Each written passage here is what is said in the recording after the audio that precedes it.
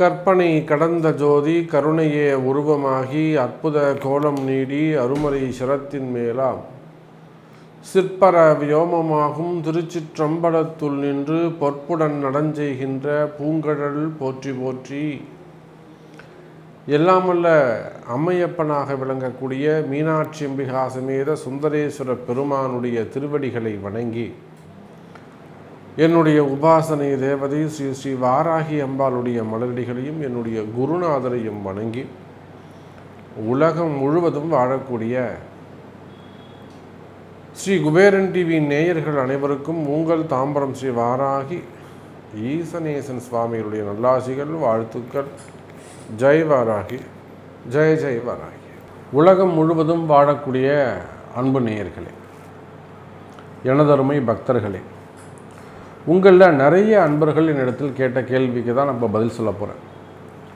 எத்தனையோ அன்பர்கள் எனக்கு தினந்தோறும் அல்லது வாரத்தில் ஒரு 2-3 நாளாவது ஒரு ஃபோன் வந்துடும். இந்த ருது ஆனதை பற்றி சந்தேகங்கள். சாமி, என் பேத்தி இந்த மாதிரி யுனெஸ்கோவில் இருக்கா, அங்கே பெரியவளாயிட்டா, டெக்சாஸில் இருக்காங்க, கனடாவில் இருக்காங்க, பாரிஸில் இருக்காங்க, சிங்கப்பூரில் இருக்காங்க, குவைத்தில் இருக்காங்க, மலேசியாவில் இருக்காங்க. அப்போ ஏனைய அன்பர்கள், ஏனைய பக்தர்கள் அதிகம் கேட்கக்கூடிய கேள்வி என்னன்னாக்கா, என் பொண்ணு வயசுக்கு வந்துட்டா அல்லது என் பேத்தி வயசுக்கு வந்துட்டா, நேரம் எப்படி இருக்குது பார்த்து சொல்லுங்கள். இப்போ நிறைய பேருக்கு இந்த விஷயமே தெரியறதில்ல. பொண்ணு வயசுக்கு வந்தால் அந்த ருதுவான ஜாதகம் எழுதணும், 2வது வயசுக்கு வந்த நேரத்தை வச்சு குறிக்கணும். 2 விஷயம். முதல்ல நீங்கள் அடிப்படையில் 2 விஷயம் தெரிஞ்சுக்கணும். ஒரு குழந்தை பிறந்தால் அந்த குழந்தையுடைய ஜாதகம் தாய் தகப்பனுக்கு, பெற்றோர்களுக்கு சப்போர்ட் பண்ணும். நல்லா புரிஞ்சுக்கணும். ஒரு குழந்தை பிறகுது, ஒரு அப்பா அம்மா கஷ்டப்படுறாங்க. அந்த குழந்தை பிறந்த பிறகு அந்த அப்பா அம்மாவுக்கு நல்ல வளர்ச்சி இருக்கும். அந்த குழந்தை வளர வளர குடும்பம் வளர்ச்சி அடையும். ஒரு சில இடங்களில் ஒரு குழந்தை பிறந்திருக்கும், ஃபஸ்ட்டு குழந்தை இருக்கும், நல்லா ஜம்முன்னு இருப்பாங்க, சூப்பராக இருப்பாங்க. பெரிய குழந்தைக்கு ஒரு 7 வயசு இருக்கும், திடீர்னு கன்சீவ் ஆகிடுவாங்க. அப்போ 8வது வயசில் 2வது குழந்தை பிறக்கும். அந்த குழந்தை பிறந்துலேருந்து அது அம்மாவை படுத்தி எடுக்கும், இல்லை அப்பாவை படுத்தி எடுக்கும், இல்லைன்னா வீடே தலைகீழாக மாறிடும், வாழ்க்கையே தலைகீழாக மாறிடும். அப்போ ஒரு குழந்தை பிறந்தால் அது தாய் தகப்பனுக்கு ப்ளஸ் ஆர் மைனஸை கொடுக்கும். அதே போல் பொண்ணு வயசுக்கு வந்தால் தாய் வீட்டிற்கு வளர்ச்சியை கொடுக்கும் என்பதை யாருமே இன்றைக்கி சொல்கிறது இல்லை. யாருமே சொல்கிறதுக்கு ஆள், கேட்குறதுக்கு ஆள் இருந்தால் தானே சொல்கிறதுக்கு ஆள் இருப்பாங்க. இப்போ நான் மட்டும் கத்தி என்ன பண்ணுறது? அப்போ பொண்ணு வயசுக்கு வந்ததுன்னா தாய் வீட்டிற்கு நன்மை தீமைகளை அமைக்கும். அப்போ தான் சொல்லுவாங்க, மாமாவுக்கு எப்படி இருக்குது பாருங்கள், தாய் மாமா எப்படி இருப்பான் பாருங்கள் அப்படிங்கிற கேள்வி அங்கே பிறக்கும். அப்புறம் போகிற இடத்துல எப்படி இருக்கும், எந்த மாதிரி இடத்துல கட்டி கொடுக்கலாம், இதெல்லாம் அந்த ருதுவான ஜாதகத்தில் தான் எந்த மாதிரியான கணவன் வருவாங்க, இந்த பொண்ணு போகிற இடம் எப்படி இருக்கும், இந்த பொண்ணால் போகிற இடம் செழிக்குமா, இதெல்லாம் ருதுஜான ஜாதகத்தை வச்சு தான் கண்டுபிடிப்பாங்க. பொதுவாக ருது தீட்டு எத்தனை நாளைக்கு, இதை ஃபஸ்ட்டு லைனில் வைங்க. ருது தீட்டு எத்தனை நாளைக்கு, எத்தனை நாள் இது ருது தீட்டு உண்டு. இந்த ருது தீட்டு என்பது சுப தீட்டு ஆகும். ஃபஸ்ட்டு அதை தெரிஞ்சுக்கணும். சுப தீட்டு ஆகும். இந்த ருதுவானால் ஃபஸ்ட்டு சகுனங்கள் முக்கியம். நான் சொல்கிறதெல்லாம் நல்லா காலைல வாங்கிட்டே ஆகும். சகுனங்கள் முக்கியம். என்ன சகுனங்கள்?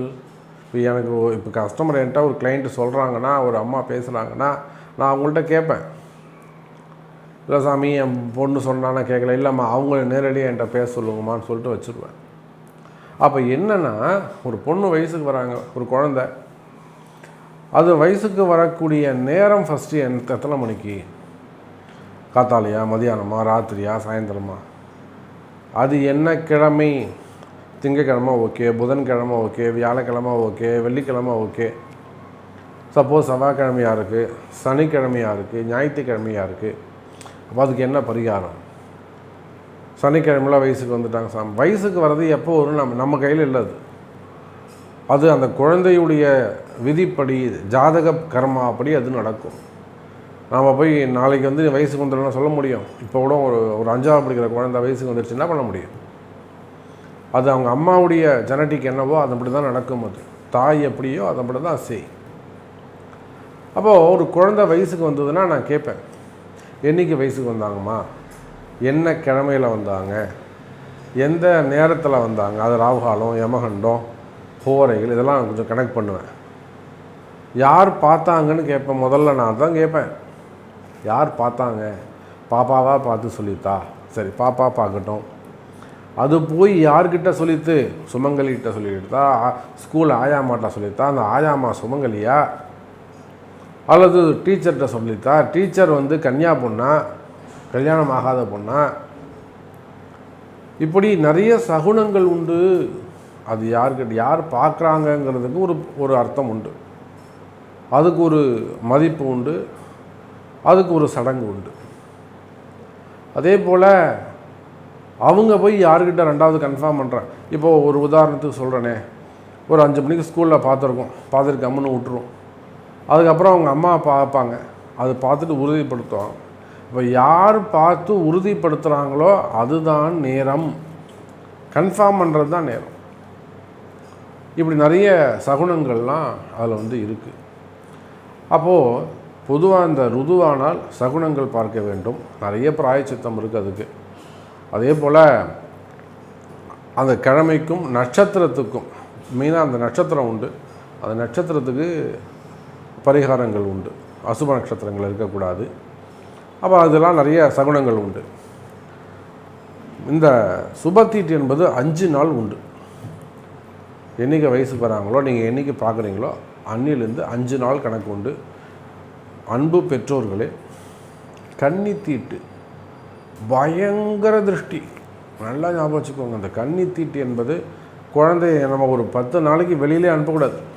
கன்னித்தீட்டு என்பது காத்து கருப்பு, அதாவது வெளியில் இருக்கக்கூடிய தீய சக்திகள், கெட்ட ஆத்மாக்கள். காத்து கருப்புனா இப்போலாம் யாரும் நம்ப மாட்டாங்க.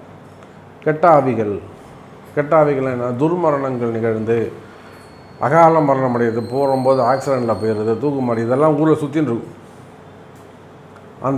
இந்த கன்னித்தீட்டை பார்த்தா பிடிச்சிக்கும். அதனால் 10 நாள் வெளியே அனுப்ப மாட்டாங்க. அதனால தான் பச்சை ஓலை கட்டி உள்ளே உட்கார வைப்பாங்க. அப்போது 5 நாள் உண்டு. என்றைக்கு பார்த்து கன்ஃபார்ம் பண்ணுறீங்களோ அது வந்து 5 நாட்கள் உண்டு. இந்த 5 நாட்கள் வீட்டில் வந்து சுத்தபத்தமாக இருக்கணும். வீடு தொடச்சி விட்டு முதல் நாள் அந்த குழந்தைக்கு வேப்பிலையும் மஞ்சளையும் வச்சு தலைக்கு ஜல்லடை கொட்டணும். 3ஆவது நாள் அதே போல் செய்யணும். 5ஆவது நாள் தலை குளித்து ஒரு ஐயரை கூப்பிட்டு புண்ணியாகவாஜனம் செய்யணும்.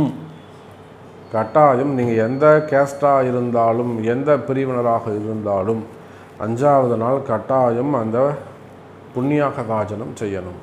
ஒருவேளை அந்த வயசுக்கு வந்த நேரம் சரியில்லை, அப்படி இல்லைன்னா வேறு ஏதாவது கிழமையில் அல்லது திதி ஒரு அஷ்டமியில் வந்துடுச்சு, ஒரு நவமியில் வந்துடுச்சு, அல்லது நட்சத்திரம் சரியில்லை, ஒரு அமாவாசையில் வந்துடுச்சு, அந்த மாதிரி தான் இருந்ததுனாக்கா அதுக்குரிய ஹோமங்கள் பரிகாரங்கள் செய்து அதுக்கப்புறம் அந்த பாப்பாவை வீட்டுக்கு கூப்பிட்டுக்கணும். அப்போ அந்த கன்னித்தீட்டு ருதுவான தீட்டு என்பது 5 நாட்கள் உண்டு. இதில் நிறைய பேர் என்கிட்ட என்ன கேள்வி கேட்குறாங்கன்னா, எங்கள் அண்ணன் பொண்ணு வயசுக்கு வந்துடுச்சு, 10 நாள் ஆகிடுச்சு, இன்னும் சடங்கு செய்யலை. சடங்குனா இவங்க எதை நினைக்கிறாங்கன்னா, மண்டபத்தில் கூப்பிட்டு மண்டபத்தில் வச்சு இப்போ எல்லாரையும் கூப்பிட்டு போஸ்ட் அடித்து பண்ணுறது தான் சடங்குன்னு நினச்சிட்டு இருக்காங்க. அப்போ அது வரலும் தீட்டுன்னா கிடையாது. இந்த 5ஆவது நாள் நீங்கள் ஐயரை கூப்பிட்டு வீட்டில் தண்ணி தெளித்து பிராயச்சித்த ஹோமம் பண்ணி புண்ணியாவாச்சனம் பண்ணியாச்சுனாக்கா அன்றைக்கே தீட்டு முடிஞ்சுதுன்னு அர்த்தம். இதுக்கப்புறம் நீங்கள் மட்டும் உங்கள் குலதெய்வம் கோவிலுக்கு போகலாம், வழிபாடுகள் செய்யலாம், நீங்கள் எந்த கோவிலுக்கு வேண்டுமானாலும் நீங்கள் செல்லலாம். ருது தீட்டு 5 நாட்கள். இது ஃபஸ்ட்டு அதை என்ட்ரன்ஸ் வைக்க. ருது தீட்டு எத்தனை நாட்கள் தெரியுமா? என்ன சகுனம் பார்க்க வேண்டும்? இதுதான் டைட்டிலாக வைங்க. ஏன்னா அது ருது தீட்டுக்கு ஒரு இதுவே தெரியல, கணக்கே தெரியல. அவங்க மட்டும் 3 மாதம் ஆகுது சாமி, பொண்ணு அண்ணன் பொண்ணு வயசுக்கு வந்துன்னு ஒருத்தர் சொல்கிறார்.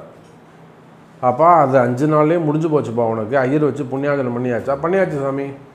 அப்போ அதோட உன் தீட்டு முடிஞ்சதுரா, நீ கோவிலுக்கு போகலாம்ப்பா அப்படின்னு அவங்களுக்கு எடுத்து சொன்னேன். ஸோ ருது தீட்டு என்பது ரொம்ப முக்கியம். கன்னித்தீட்டு கவனம் தேவை. சகுனங்கள் முக்கியம். பரிகாரங்கள் பிராயச்சித்தங்கள். 5வது நாள் புண்ணியாக வாஜனம் செய்து கொள்ளுங்கள் என்பதை தெரிவித்துக்கொண்டு மீண்டும் ஒரு அற்புதமான பதிவில் சந்திக்கிறேன்.